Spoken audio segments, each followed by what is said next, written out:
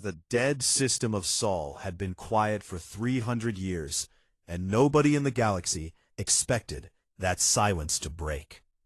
Commander Thial stood on the bridge of the Korath research vessel Velith Sarai and watched the ruined planets drift past the observation screen like corpses floating in dark water.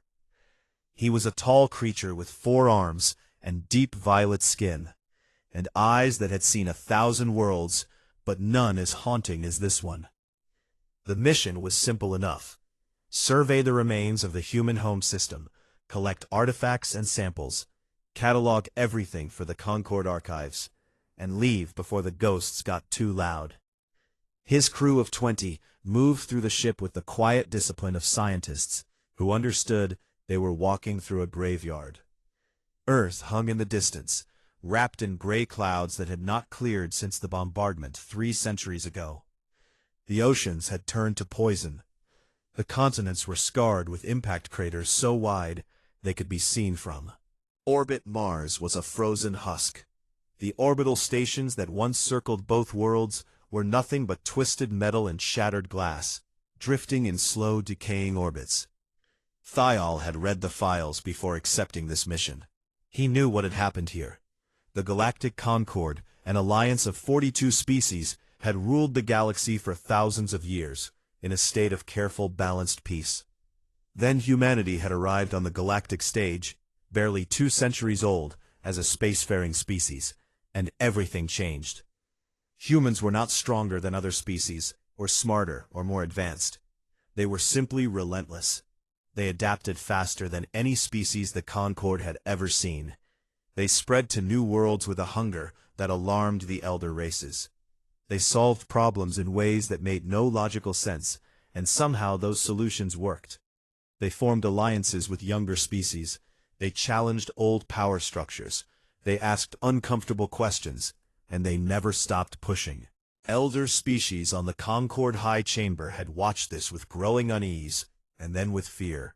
And fear, as Thial knew, was the most dangerous thing in the universe. The vote had been secret. The operation had been swift. 12 elder species had agreed that humanity was a threat to galactic stability, and the solution they chose was final. They called it the Extinction Bombardment, a coordinated strike across every human colony, every station, every ship. The official record said it was a response to human aggression, but Thial had read enough to know that was a lie. Humans had been guilty of nothing more than being too alive in a galaxy that preferred things quiet and controlled. 300 years later, the Concord still classified humans as a Category 0 extinct threat species. Any surviving specimens were to be reported immediately and contained by the Security Directorate. No exceptions, no mercy, not even for the dead. Thial told himself he was here for science, and nothing more. The Velith Sarai entered orbit around Mars and began scanning the debris field of what had once been Sol Station Ares 7. It had been a civilian platform, housing families and workers and children. The scans showed the usual picture of destruction: collapsed hull sections, frozen atmosphere venting from cracks that had never been sealed. Bodies preserved in the vacuum, their faces still twisted in expressions that Thial chose not to look at too closely. Then the scanner beeped. His sensor officer, a young Korath named Ren, turned from her console with wide eyes and said, "Commander, there is a power signature." That was impossible. Nothing in this system had power. Everything was dead and cold and forgotten. Thial crossed the bridge in 3 long strides and looked at the reading. A faint electromagnetic pulse repeating at regular intervals. Deep inside the shattered core of Ares 7, something was still running on a micro-reactor so small it had escaped. 3 centuries of decay. He assembled a boarding team. 4 crew members in pressure suits, cutting through the wreckage with plasma torches, following the signal deeper and deeper into the station. The corridors were dark and crushed inward by the force of ancient explosions.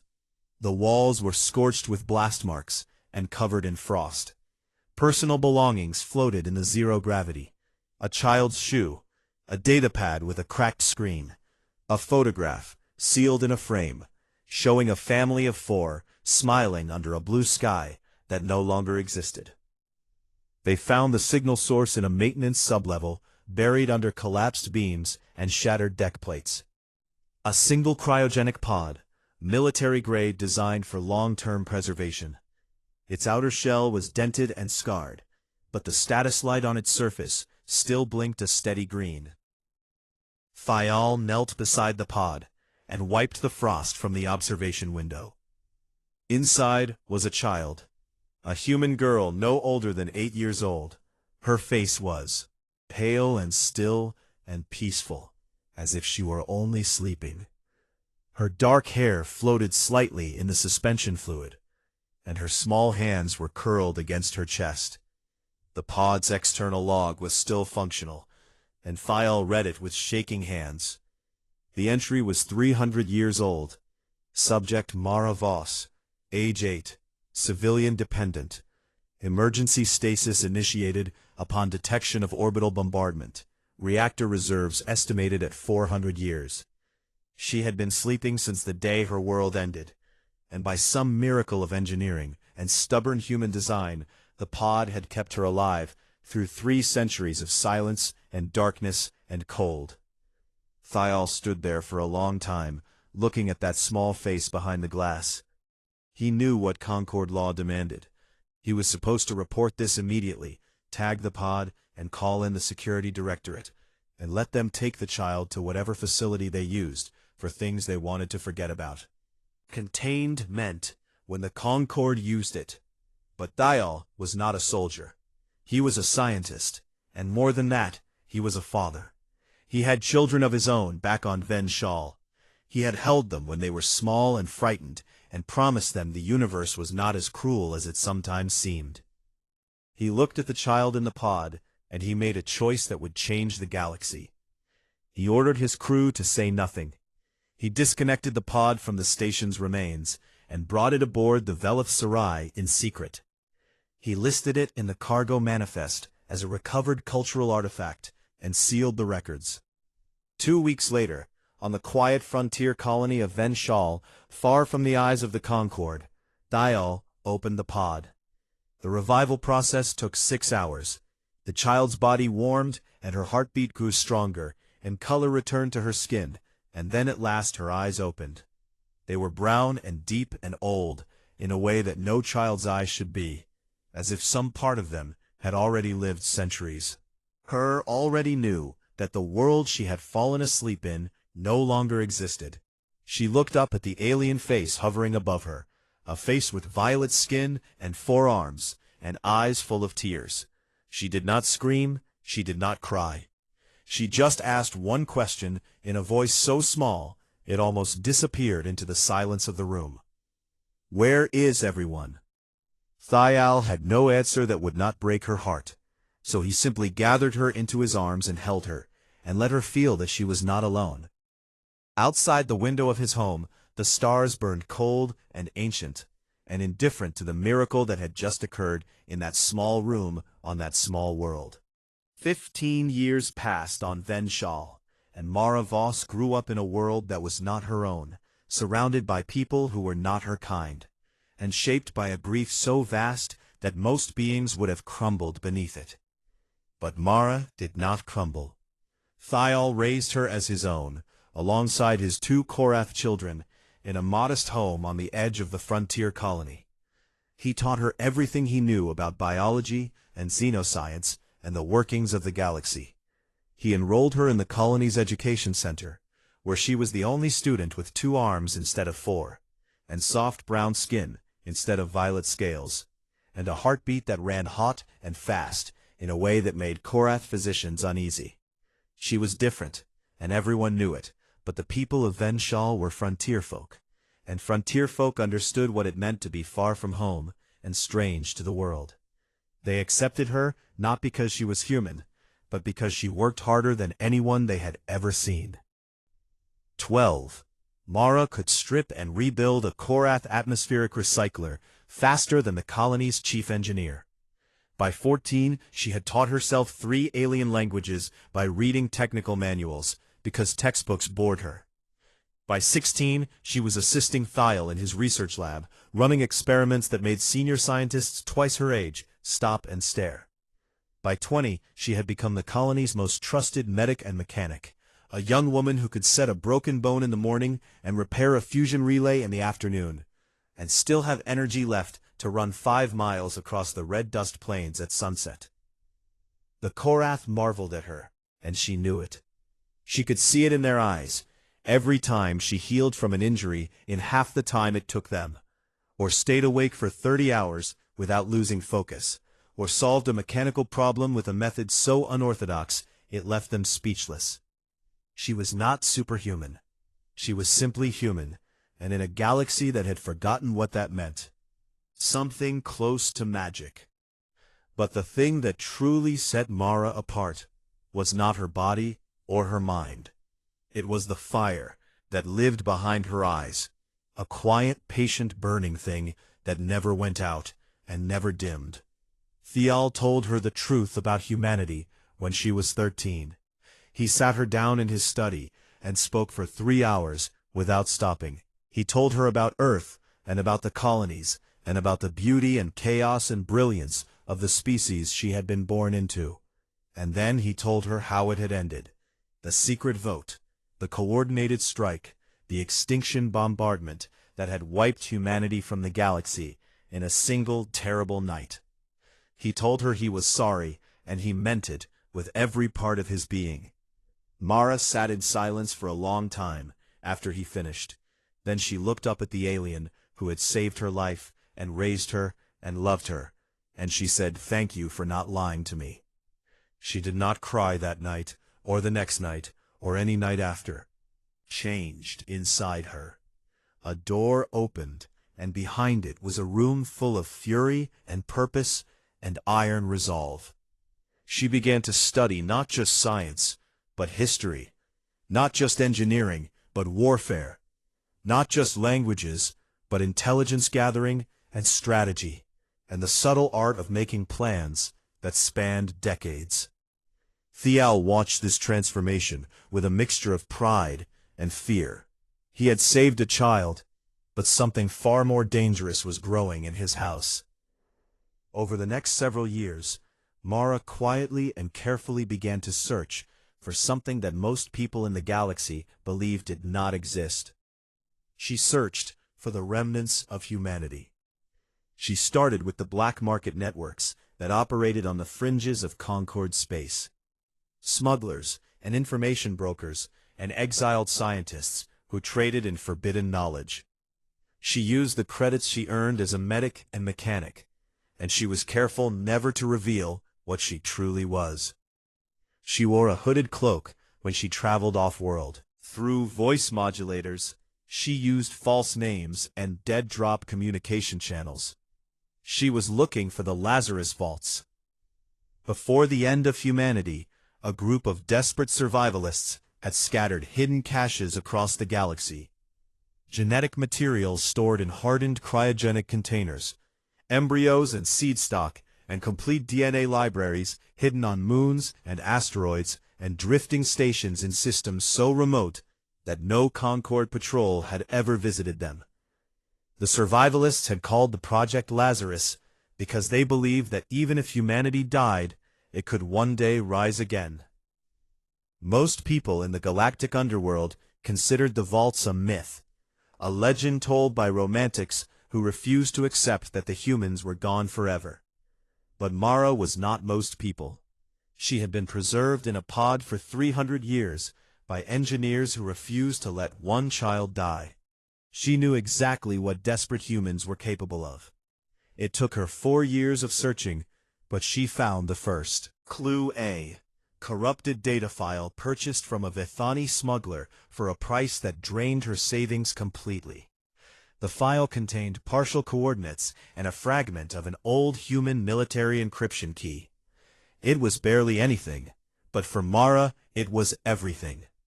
She spent another year decrypting and cross-referencing and following trails that led through dead systems and abandoned relay stations. And she found more fragments, and then more, until at last the pieces came together and she had a location. She told Thial what she had found and what she planned to do. The old Korath sat in his chair for a long time, his four hands folded together and his violet eyes full of something that was equal parts terror and admiration. "You understand what this means," he said. "If the Concord discovers what you are doing, they will come for you, and they will come for this colony, and they will not stop until everything is ash." Mara looked at the alien who had been her father in every way that mattered, and she said, "They already did that once. I am not going to let them do it again." She left Venshal on a small cargo shuttle with a forged transit pass and a bag full of equipment and a heart full of fire. She traveled for weeks through unmarked space, following coordinates that led her deeper into the void than any sane pilot would go. She found the moon on the edge of a system with no name, a barren rock orbiting a dying star with no atmosphere and no value and no reason for anyone to ever visit. The vault entrance was hidden beneath a ridge of volcanic basalt, sealed with a lock that responded to human biometric data. Mara pressed her hand against the scanner, and the lock recognized her DNA, and for the first time in 300 years, the door opened. The air that rushed out was stale and cold, and carried the faint scent of something she could not name, but that made her heart ache in a way she did not expect. Inside the vault was a long corridor, lined with cryogenic capsules, hundreds of them, rows upon rows stretching back into the darkness, each one glowing a faint and steady blue, each one containing the preserved genetic material of a species that the galaxy had tried to erase from existence. Mara walked between the rows and touched the glass of each capsule as she passed. She read the labels written in a language that only she could still understand. English, names, and dates and locations of origin, families and individuals and children who had been reduced to frozen code, waiting for someone to give them a second chance. She reached the end of the vault and found a console still powered by a deep-core reactor. The screen flickered to life at her touch and displayed a message recorded 300 years ago by a woman with tired eyes and a voice that cracked with grief. "If you are seeing this, then someone survived. If you are human, then know that this is not the end. We have hidden pieces of ourselves across the stars. Gather them. Bring us back. We are counting on you, whoever you are. We are counting on you to be brave enough to try." Mara stood in that cold vault, on that nameless moon, surrounded by the sleeping potential of her entire species, and she did not tremble. She did not doubt. The planet had no name on any star chart, because no star chart had ever recorded it. Mara found it in the deep black between spiral arms, a world hidden behind a nebula so dense that conventional sensors could not pierce it. The planet was temperate, with breathable air, and clean water, and soil that could grow food. It was invisible to the galaxy, and that made it perfect. She named it New Dawn. The first year was the hardest. Mara worked with her own two hands to build the initial habitat, cutting into hillsides and laying foundations with salvaged construction drones. She was alone, except for a single companion, an artificial intelligence she had recovered from the wreck of a human warship, drifting in the outer reaches of a dead system. The AI called itself Vigil, and it had been waiting in silence for 300 years for someone to wake it up. Vigil was not like the alien AIs that served the Concord. It was human-designed, which meant it was stubborn and creative, occasionally sarcastic in a way that made Mara laugh for the first time in years. It carried within its memory cores the complete technical archives of human civilization. Engineering schematics, and medical protocols, and agricultural databases, and military doctrine, and art and music and literature, and everything that a dead species had managed to preserve in the final desperate hours before the end. Together, Mara and Vigil began the work of resurrection. The genetic material from the Lazarus vaults was extraordinarily well preserved. The human engineers who had designed the cryogenic systems had built them to last 1,000 years, and 3 centuries had barely touched them. Mara found 7 more vaults over the next 2 years, following coordinates hidden in encrypted files scattered across forgotten relay stations. Each vault contained hundreds of samples representing a vast cross-section of human genetic diversity. Vigil guided her through the process of artificial gestation using technology that humans had developed but never deployed on a large scale before the end. Growing a human being from preserved genetic material was not simple. It required precision and patience and resources that Mara had to scavenge and steal and barter for across a dozen black market networks. But she was relentless, and Vigil was tireless, and Thial, who remained on Venshal, secretly funneled supplies and credits through channels so complex that not even Concord intelligence could trace them. The first child was born on New Dawn, 18 months after Mara arrived. A boy with dark skin and bright eyes, who screamed with a fury that echoed off the walls of the habitat, as if announcing to the universe that humanity refused to stay dead. Mara held him and wept, and named him Adam because even she appreciated the poetry of it. More followed, dozens and then hundreds.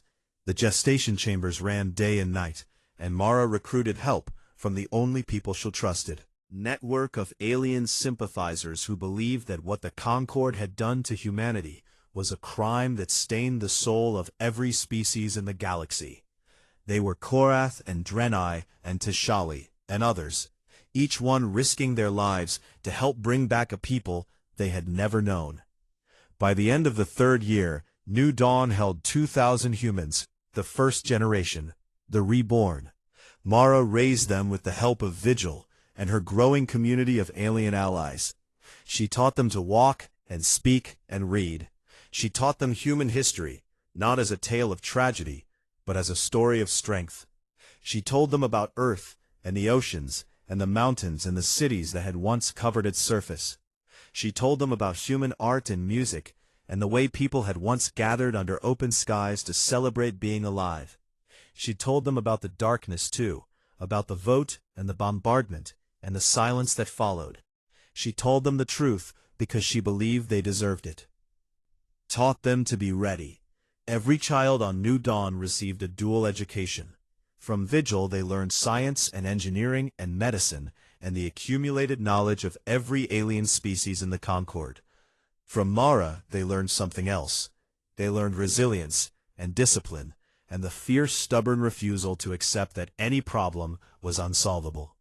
They learned combat tactics and survival skills and how to think under pressure and how to lead when everything was falling apart. There were no pure civilians on New Dawn. Mara made that clear from the beginning. Every human was a potential soldier, and every soldier was a potential leader, and every leader understood that their survival depended on being smarter and faster and more creative than anyone who might come for them. Some of her alien allies questioned this approach.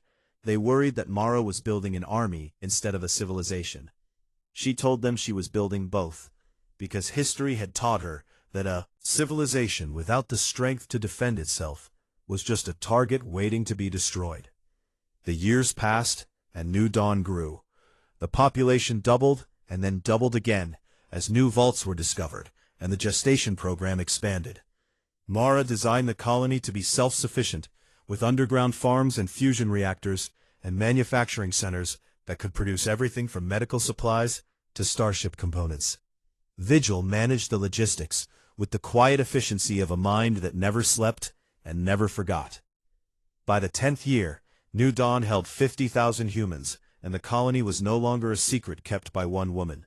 It was a nation, hidden and young and untested, but alive in a way that made the stars themselves seem to burn a little brighter. Mara also built a fleet. Using salvaged human designs, improved with alien technology, and refined by innovations that only a species raised on desperation could imagine, the shipyards of New Dawn produced warships that were unlike anything the galaxy had seen. They were fast and heavily armed, and equipped with electronic warfare systems that could blind enemy sensors at range. Their crews, trained in simulators designed by Vigil, using every recorded naval engagement in human and alien history. They practiced until their reflexes were sharp enough to cut light.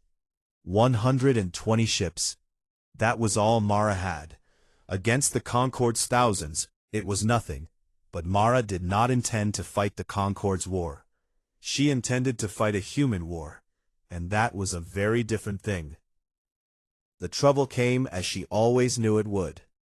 Director Salis of the Vithani species was the head of Concorde Counter-Extinction Intelligence, a bureau that most citizens did not know existed. Her job was to ensure that extinct species stayed extinct, and she was very good at it. She was tall and thin, with silver skin and black eyes that missed nothing, and a mind that operated with the cold precision of a surgical instrument. Reports had been reaching her desk for months. Whispers from fringe worlds about strange sightings. Beings that matched no known species, walking upright on two legs with soft skin and blunt teeth, and an unsettling intensity in their eyes. Traders on border stations spoke of a new faction operating in the deep black, buying supplies and recruiting engineers, and moving with a discipline that suggested military training. Silas followed the threads with patient, methodical care. She dispatched deep space probes into the uncharted regions, and she waited. The probe that found New Dawn transmitted its data in a compressed burst before the colony's defense grid detected and destroyed it. But that burst was enough. Silas sat in her office on the Concorde capital world of Aetheris and stared at the holographic image hovering above her desk. A green and blue world, orbited by dozens of ships of unfamiliar design. On the surface, heat signatures indicated a population in the tens of thousands, all of them human. Her hands trembled and she gripped the edge of her desk to steady them. She had spent her career studying the files from the extinction bombardment. She knew what humans had been capable of 300 years ago, when they were young and naive and unprepared for the violence the galaxy had brought to their door. These humans were none of those things. These humans had been raised in the dark, taught by a survivor, and forged by the knowledge of what had been done to their kind.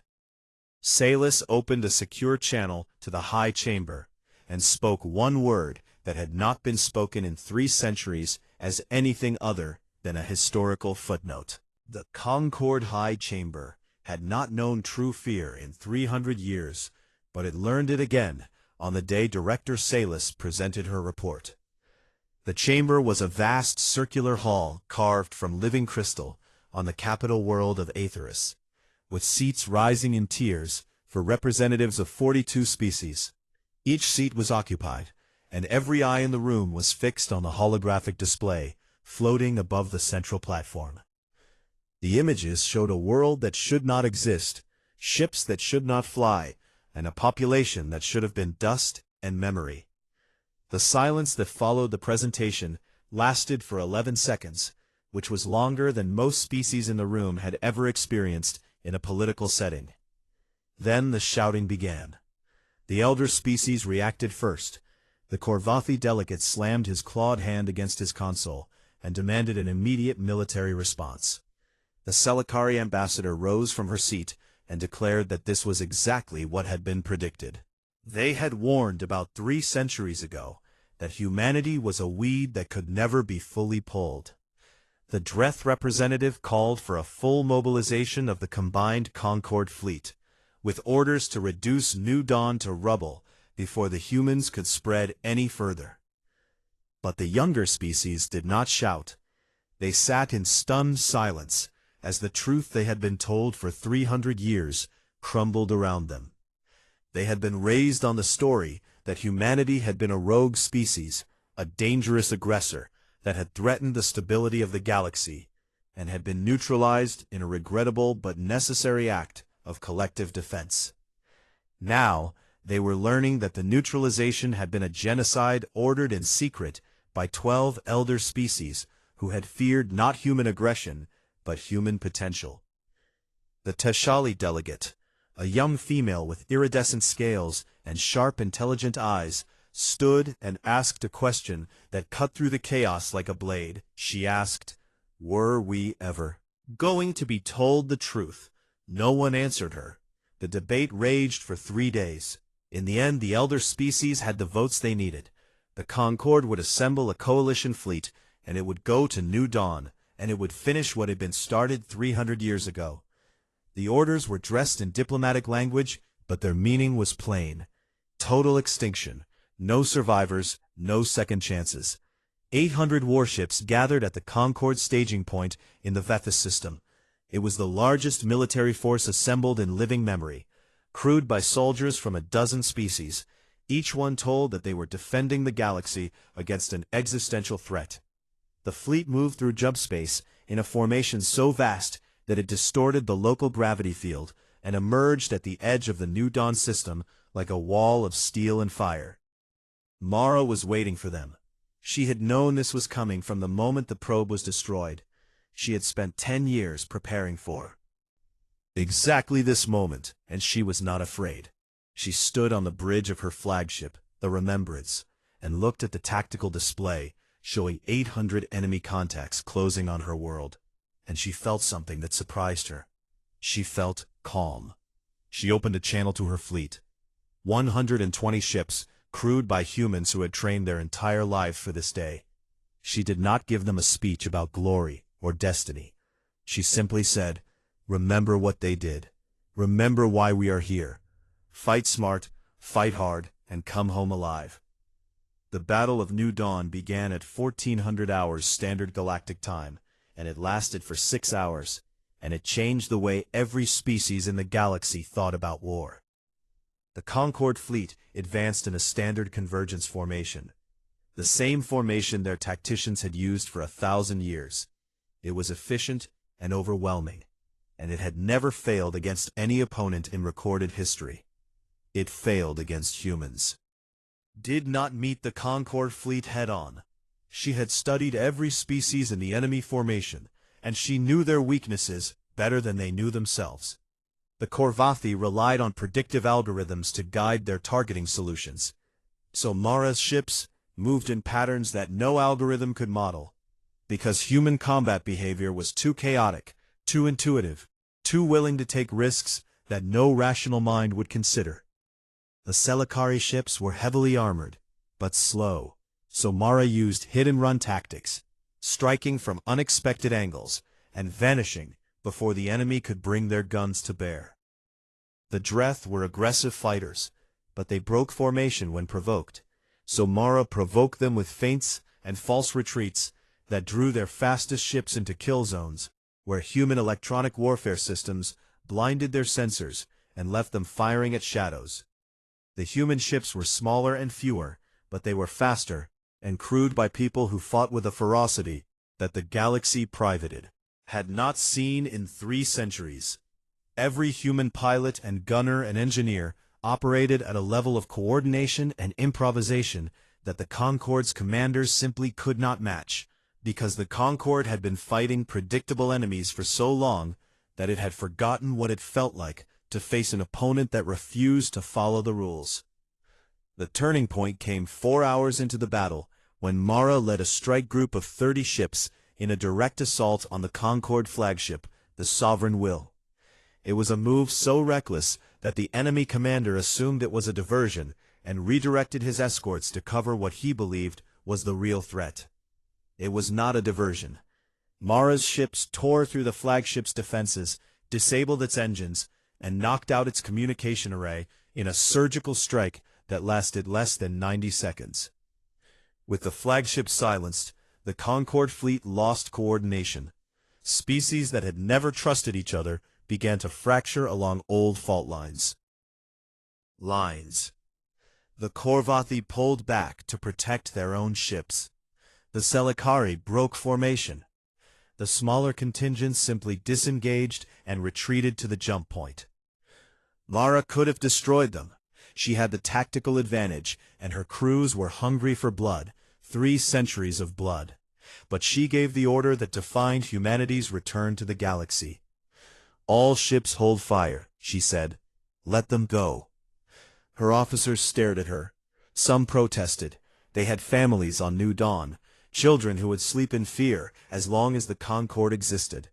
They wanted to end this forever, and they wanted to end it now. Mara understood their fury, because it was her fury too. But she shook her head and said, "If we destroy them, we become what they said we were. We are not going to prove them right. We are going to prove them wrong, and that is going to hurt them far more than any weapon we could fire." The Concorde fleet limped away from New Dawn, leaving behind 40 disabled ships whose crews were rescued by human vessels, treated by human medics, and sent home unharmed.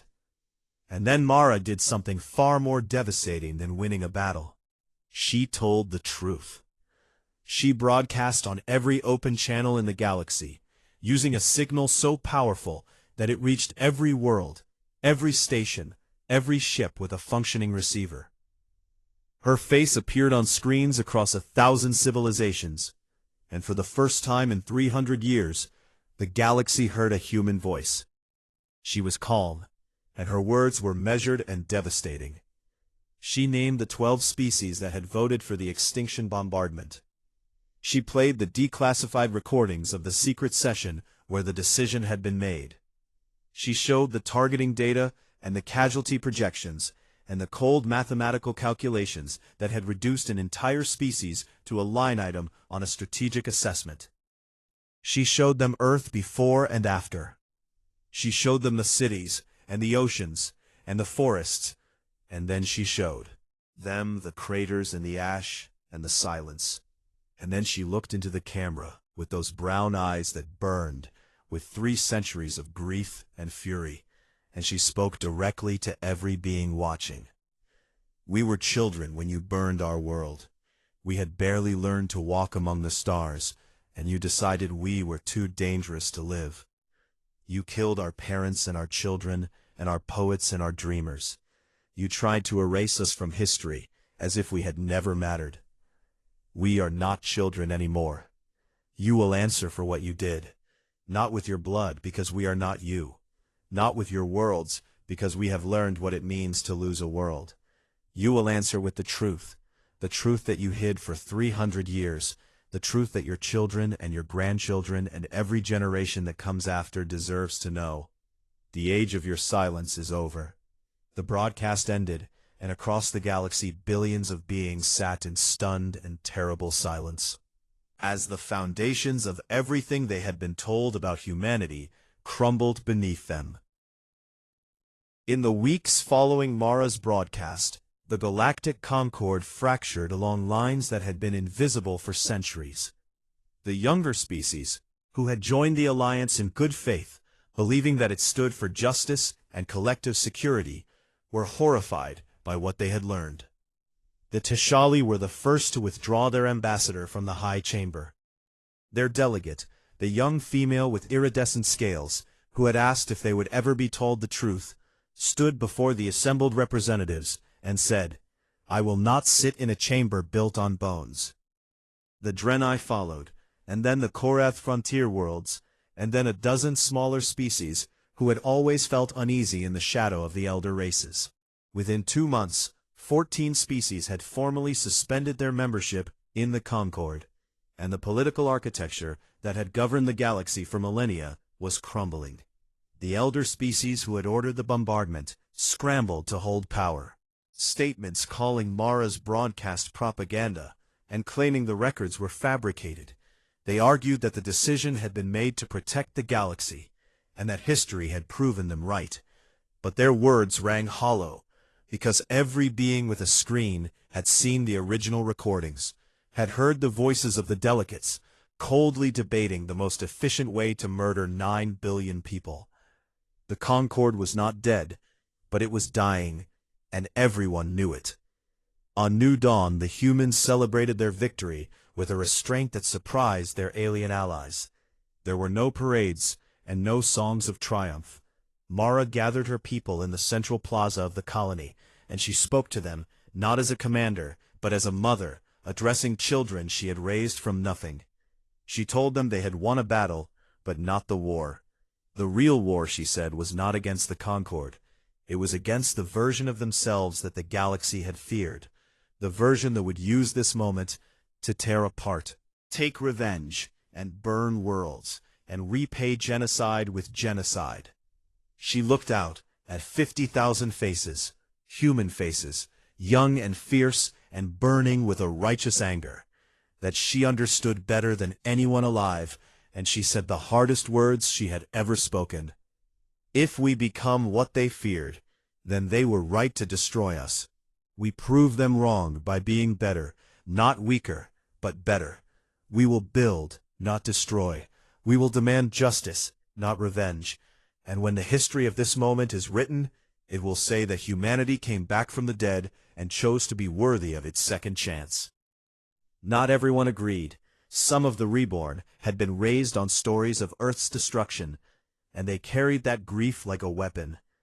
They wanted the elder species to suffer the way humanity had suffered.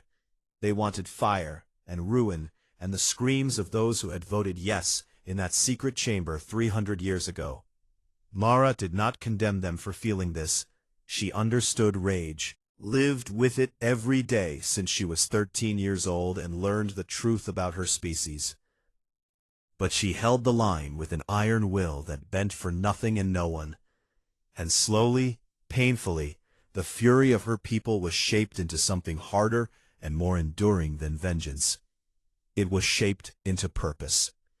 Humanity entered the galactic stage as a sovereign nation, calling itself the Human Continuity. Its representatives arrived at diplomatic summits in ships that gleamed with technology that made alien engineers stare in open admiration. They negotiated from a position of absolute strength, demanding formal recognition of humanity as a living species with full sovereign rights. They demanded the complete declassification of all records related to the extinction bombardment. They demanded reparations, not in credits or territory, but in truth and accountability. They demanded the return of the Sol system to human sovereignty. And they got everything they asked for, because the galaxy had seen what 120 human ships could do to 800. And nobody wanted to find out what would happen when there were 1,000. A Galactic Truth and Reconciliation Commission was established, the first of its kind in the history of the Concord. Representatives of the 12 elder species that had ordered the bombardment were required to testify publicly before the collected worlds of the galaxy. For the first time, the architects of genocide had to face what they had done, with no classified files to hide behind, and no political cover to shield them. The testimonies lasted for months. Species that had prided themselves on their civilization and their moral superiority were forced to admit that they had murdered 9 billion people because they were afraid of being outcompeted. They had killed children and elders and artists and farmers and scientists and every other kind of person that makes a civilization worth having. And they had done it, not out of self-defense, but out of cowardice. The galaxy watched, and the galaxy wept. One witness stood apart from all the others. Thial was old now. His violet skin had faded to a pale lavender, and his 4 hands trembled with age, and his eyes were clouded. But his voice was clear when he took the stand. He told the story of finding a child in the wreckage of a dead station, in a dead system, in a silence so complete that it seemed like the universe itself was holding its breath. He told them about opening the pod and watching a small girl open her eyes and ask where everyone had gone. He told them about the choice he had made to save her, to break the law and risk his life and his family and everything he had, because he looked at a sleeping child and could not bring himself to hand her over to people who would make her disappear. The commissioner asked him why he had done it, why he had risked everything for a child of a species he had never met, for a people who were supposed to be his enemy. Thial looked at the commissioner, and then at the cameras, and then at the galaxy watching, and he said because someone had to. In the silence that followed, those words carried a weight that no political speech or military victory could ever match. 2 years after the Battle of New Dawn, the first human ship entered the Sol system since the extinction bombardment. The vessel was the Remembrance Mara's flagship. and it carried a crew of 300 and a cargo hold full of seeds and soil samples and construction equipment. They found a system that was scarred but not dead. Mars was still frozen, and the orbital stations were still debris fields, but Earth had surprised them. Earth had survived. The bombardment had been devastating, but the planet was old and strong, and life had a stubbornness that rivaled even humanity's. The irradiated wastelands were slowly being reclaimed by hardy grasses and mosses. The oceans had cleared enough to support plankton, blooms that turned the water green in places. The atmosphere was still damaged, but it was healing at a rate that Vigil calculated would make the planet habitable again within a century. It was not the Earth that Mara had seen in pictures. The blue marble with white clouds and green continents was gone, replaced by a world of gray skies and scarred land. But it was alive, and that was enough. The remembrance settled into orbit, and Mara looked down at the planet she had never set foot on, but had fought for every day of her life. Around her on the bridge, the third generation of humanity, the grandchildren of the reborn, pressed their faces against the viewport and stared at the wounded world below with eyes full of wonder. Mara took a shuttle to the surface. She landed on a plain in what had once been Central Europe, where sensors had detected the strongest vegetation growth. The sky was overcast, and the air smelled of rain and new growth, and something ancient that stirred a feeling. In her chest that she had no word for, she carried a small container. She had found it in the very first Lazarus vault alongside the cryogenic capsules, a sealed case containing seeds from an oak tree that had once grown on the campus of a university, whose name was no longer readable on the scorched container. She knelt in the soil of Earth and dug a hole with her bare hands. The dirt was dark and rich and alive with microorganisms that had survived 3 centuries of devastation. She placed the seed in the ground and covered it, and pressed the earth down with palms that were calloused from decades of building and fighting and refusing to give up. Around her, humans stood in silence, watching their mother, their founder, their stubborn, furious, brilliant leader kneel in the dirt of their ancestral home and plant the first seed of a new beginning. The human population now numbered 1.2 million, and it was growing fast. Colonies were being planned on worlds across the galaxy. Alliances had been forged with the Teshali and the Draenei, and a dozen other species who saw in humanity not the threat the elder species had feared, but a partner and a friend, and a reminder that the galaxy was richer when it was diverse. Mara stood and brushed the soil from her hands. She was gray-haired now, and there were lines on her face that mapped every year of struggle and sacrifice and hard-won victory. But her eyes still burned with that same quiet fire that had lit them on the day she learned the truth about her people. She looked up at a sky full of stars, stars that had once belonged to species who had tried to erase her kind from existence. Stars that now looked down on a world where humanity was planting roots once more. She smiled, and it was the kind of smile that could break your heart and mend it at the same time. "We are home," she said. The wind carried her words across the plain and into the new grass and up into the gray sky. Were beginning to part, just enough to let a single beam of sunlight through. It fell on the patch of earth where the seed lay buried, warming the soil and the promise it held. 300 years ago, the galaxy had tried to kill humanity, and it had nearly succeeded. But from one rescued child, an army had risen, and from that army a nation had been born, and from that nation a future was now growing in the soil of a world that had refused to die.